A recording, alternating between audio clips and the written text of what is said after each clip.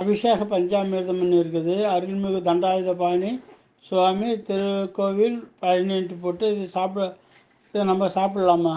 தயவுசெய்து தெரியப்படுத்துங்க.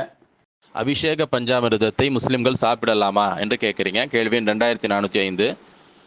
இஸ்லாமிய மார்க்கத்தில் சாப்பிடுவதற்கு அனுமதிக்கப்பட்டவை, அதாவது ஹலாலான உணவுகள், அதே போல சாப்பிடுவதற்கு தடுக்கப்பட்டவை ஹராமான உணவுகள் என்று மார்க்கத்தில் சொல்லி காட்டப்பட்டிருக்கு. இப்போ நீங்கள் கேட்கக்கூடிய இந்த பஞ்சாமிர்தத்தை பொறுத்த வரைக்கும் அது எதனால் தயாரிக்கப்பட்டிருக்கு? தேன், வாழைப்பழம், பால், தயிர், நெய் ஆகிய இந்த 5 உணவுகளை கொண்டு தான் இந்த பஞ்சாமிர்தம் என்பது தயாரிக்கப்படுகிறது. இப்போ 5மே மார்க்கத்தில் ஹலால் தானே. அப்போது நீங்கள் யோசித்து பார்க்குறீங்க, இது 5மே ஹலால் அப்படின்ட்டு ஒரு எண்ணம் ஏற்படுது. ஆனால் அதே சமயம் அபிஷேக பஞ்சாமிர்தம் இருக்கிறதுனால ஒரு நெருடல் ஏற்பட்டு இங்கே கேள்வியை என்ன செஞ்சுருக்கிறீங்க, கேட்குறீங்க, இது கூடுமா, சாப்பிடலாமா, கூடாதான்னு. இப்போ பொதுவாக ஒரு ஹலாலாக இருக்கக்கூடிய ஒரு உணவுப் பொருள், உதாரணமாக ஒரு ஆப்பிள் இருக்குது, ஹலாலா ஹராமான்னு கேட்டால் எல்லாரும் என்ன செய்வோம்? ஹலால் தான் அப்படின்னு சொல்லுவோம். ஆனால் அப்படி ஒரு ஆப்பிள் எல்லா நிலையிலையுமே ஹலாலாக இருக்குமா என்றால் கிடையாது. இப்போ ஒருத்தர் தன்னுடைய உழைப்பால் ஒரு ஆப்பிளை காசு பணம் சம்பாதிச்சு ஆப்பிள் வாங்கி சாப்பிட்றாரு, ஹலாலு. நமக்கு அன்பளிப்பு வருது, அதில் சாப்பிட்றோம், ஹலாலு. ஆனால் திருடி சாப்பிட்டா அதே ஆப்பிள் பழம் தான், ஒரு நிலையில் அது ஹலாலாக இருக்குது, முறையாக சம்பாதிக்கும் பொழுது.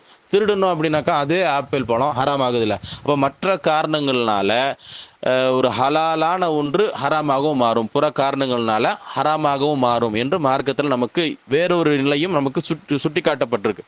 உதாரணமாக திருக்குரானுடைய 5வது அத்தியாயத்தினுடைய 3ஆம் வசனத்தை எடுத்துக்கோங்க. அல்லாஹ் ஹராமாக்கப்பட்ட உணவுகளை பற்றி அல்லாஹ் நமக்கு கூறி காட்டுகின்றான்.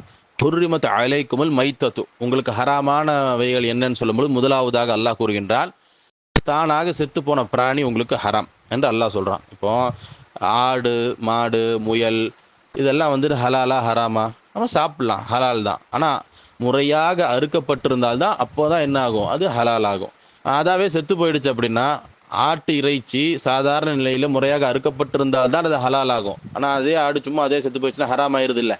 அப்போது முதலாவது பட்டியலில் அல்லாஹ் இதில் என்ன சொல்கிறான்?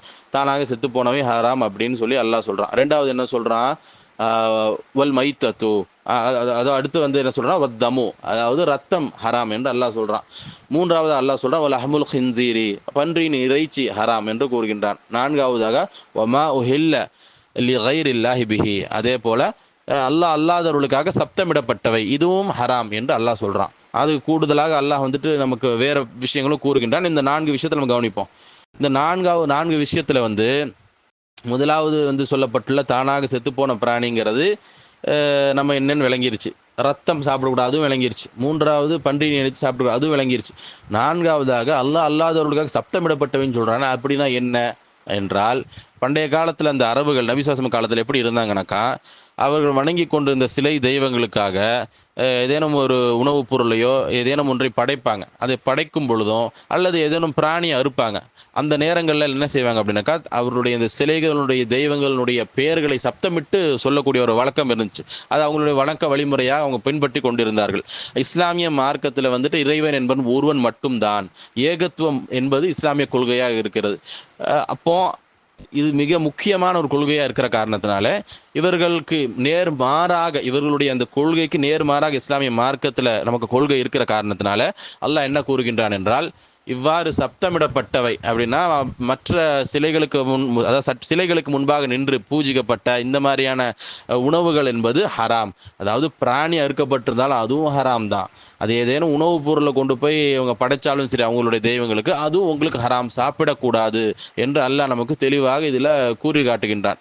அதே சமயம் நான் என்ன கவனத்தில் கொள்ளணும் அப்படின்னாக்கா, இந்த பஞ்சாமிர்தம் என்பது அதில் மருத்துவ குணம் உண்டு அப்படிங்கிற காரணத்துக்காகவும் சிலர் என்ன செய்வாங்க, சாப்பிடணுன்ட்டு நினைக்கிறாங்க, முஸ்லீம்கள் சாப்பிடணும்னு நினைக்கிறாங்க. தாராளமாக சாப்பிடலாம், பிரச்சனை கிடையாது. ஒரு இந்து சகோதரரே செஞ்சு கொடுக்குறாரு உங்களுக்கு பஞ்சாமிர்தம், தாராளமாக சாப்பிடலாம். எப்போனாக்கா பூஜை புனஸ்காரம் அப்படின்னு சொல்லிட்டு ஒரு மதக்கிரியை எதுவுமே இல்லாமல் வீட்டில் ஒரு உணவுப் பொருளாக ஒரு பாயாசம் செய்ய மாட்டோமா, ஒரு பொரியல் செய்ய மாட்டோமா, அந்த மாதிரி ஒரு உணவு பண்டமாக அதை ஒருத்தர் செய்கிறாரு. அவர் இந்துவோ முஸ்லீமோ கிறிஸ்டினோ யாராக இருந்தாலும் சரி, அவர் செய்து நம்மளுக்கு கொடுக்குறாரு. அப்போ சாப்பிடலாமான்னா தாராளமாக சாப்பிடலாம். எப்போ ஒரு மத கிரியைன்னு உள்ள நுழைஞ்சிருச்சோ, அப்போ எப்போ ஒரு தெய்வத்திற்காக என்று ஒரு விஷயம் செய்யப்படுகிறதோ, ஒரு வணக்கம் வழிமுறையாக அது மாறிவிடும் பொழுது அந்த உணவுப் பொருள் நமக்கு ஹராமாக இருக்கும். எனவே இப்போ பஞ்சாமிர்தம்ங்கிறது நீங்களே வீட்டில் செஞ்சு சாப்பிடணும்னு நினச்சிங்கன்னா சாப்பிட்டு சாப்பிட்டுக்கோங்க. அதாவது மற்ற ஒருத்தர் ஒரு இந்து சகோதரர் நான் சொன்ன மாதிரி அவங்களிடத்திலிருந்து அவங்க கொடுத்தாலும் சாப்பிட்டுக்கோங்க. ஆனால் ஒரு ஸ் அவர்கள் வணங்கக்கூடிய ஒரு தெய்வமாக இருக்கின்றது. அவர்களுடைய வணக்க முறையாக இருக்கின்றது. அதில அவங்களுக்கு நம்பிக்கை இருக்கு. அதில வந்து நெறைய மருத்துவ குணங்கள் இருக்கு. இறைவனுடைய அருள் இருக்கு என்றெல்லாம் அவங்க நம்புறாங்க. அவங்களுடைய மதத்தின் அடிப்படையில் அவங்க செயல்பட்டுக் கொள்கிறார்கள். இஸ்லாமிய மார்க்கத்தை பொறுத்தவரைக்கும் மற்ற ஒரு ஸ் தெய்வமாக அல்லாஹ் அல்லாதவர்களுக்காக வந்துட்டு படைக்கப்படக்கூடிய அந்த நேரத்தில, அந்த உணவை சாப்பிடுவது என்பது மார்க்கத்தில தடை செய்யப்பட்டிருக்கு. இப்போ உதாரணமா ஒரு முஸ்லிமாவே இருக்கக்கூடிய ஆளே போய் தர்கால போய் வந்துட்டு ஃபாத்தியா ஓதுனது, இது வந்துட்டு அந்த பாபாவுக்கு நேர்ச்சி செய்தது, இந்த பாபாவுக்கு நேர்ச்சி அந்த பாபாவுக்கு நேர்ச்சி செய்ததுன்னு சொல்லி உங்களுக்கு ஒரு ஆட்டு இறைச்சியை வந்துட்டு ஆட்டையே அறுத்து வந்து குடுக்குறாரு, சாப்பிடலாமா? அது ஹராம். அப்போ இங்க கவனிக்கப்படக்கூடியது என்ன அப்படின்னாக்கா, இஸ்லாமிய மார்க்கம் ஏகத்துவ கொள்கையினுடைய மார்க்கமாக இருக்கின்ற காரணத்தினால, அல்லாஹ் அல்லாதவர்களுக்காக படைக்கப்படக்கூடிய பொருட்களாக இருந்தால், அறுக்கப்படக்கூடிய ஒரு பிராணியா இருந்தாலும் சரி, அதெல்லாம் நமக்கு ஹராமாக இருக்கின்றது. இப்போ நீங்க கேட்கக்கூடிய இந்த அபிஷேக பஞ்சாமிர்தத்தை பொறுத்தவரைக்கும் குறிப்பிட்ட ஒரு தெய்வத்தின் மீது என்ன செய்வாங்க, அந்த பஞ்சாமிர்தம் தயாரிக்கப்பட்டு அவங்க அந்த பூஜை எல்லாம் செய்து என்ன செய்வாங்கன்னா, அந்த தெய்வத்தின் மீது அவங்க அதை என்ன செய்வாங்க, அந்த அந்த பஞ்சாமிர்தத்தை ஊற்றி அதுக்கு அப்படியே வந்து அதை எடுத்து என்ன செய்வாங்கன்னா, மக்களுக்கு விநியோகம் செய்வாங்க. அது அவருடைய மதக்கிரியையாக அவங்க செய்கிறாங்க, அவங்க சாப்பிட்டுக்கிறாங்க.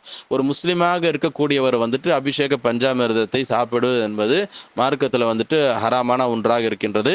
இது எந்த விதத்திலையும் வந்துட்டு இதையும் கவனிச்சுக்கணும். அவர்களுடைய ஒரு மதக்கிரியையோ அவர்களுடைய ஒரு மத வழிபாட்டையோ நம்பிக்கையோ நமக்கு இழிவுபடுத்தலைங்கிறத நம்ம முதல்ல வந்து அதையும் கவனிச்சுக்கணும். அவர்களுடைய வணக்க முறையாக இருக்குது. இப்போ உதாரணமாக நாம் வந்து ஒரு ஒரு நான்வெஜ் சாப்பிடாத வெஜ்ஜு மட்டுமே சாப்பிடக்கூடிய ஒரு நண்பரை கூப்பிட்டு வீட்டுக்கு அழைச்சி வச்சு அவருக்கு வந்துட்டு ஆட்டு இறைச்சி பிரியாணி கொடுக்குறோம். அவருக்கு கொடுக்குறோம் அப்படின்னா அவர் சாப்பிடலன்னு வைங்களேன், நாம் என்ன விளங்கிக்குவோம், நம்ம இன்சல்ட் பண்ணிட்டான் அப்படின்னு சொல்லி விளங்கிக்குவோமா? கிடையாது. அது அவர்களுடைய மதத்தில் அது கூடாதுன்னு இருக்குது, அதனால தான் அவன் சாப்பிடலன்னு விளங்கிக்கிறோம்ல. அதே மாதிரி தான் இஸ்லாமிய மார்க்கத்தில் வந்து ஒரு முஸ்லீமாக இருக்கவங்க தர்காலிருந்து கொண்டு வந்து கொடுத்தாலே சாப்பிடக்கூடாது மார்க்கத்தில் இருக்கும் பொழுது, ஒரு இஸ்லாமிய மார்க்கத்தின் அடிப்படையில் அவங்க சாப்பிடலை என்று அவங்க விளங்கிக்குவாங்க தவிர, அவர்களுடைய வணக்க வழிமுறை அவங்க அவங்க சாப்பிட்டுக்கிறாங்க. அதில் வந்துட்டு நமக்கு வந்துட்டு மறுப்பு கிடையாது. அவர்களுடைய நம்பிக்கையாக அது இருக்குது. ஆனால் நாம் சாப்பிடலாமா என்று வரும் பொழுது, நாம் முஸ்லிம்களாக இருக்கக்கூடியவர்கள் சாப்பிடக்கூடாது என்பதை நாம் தெரிந்து கொள்ள வேண்டும்.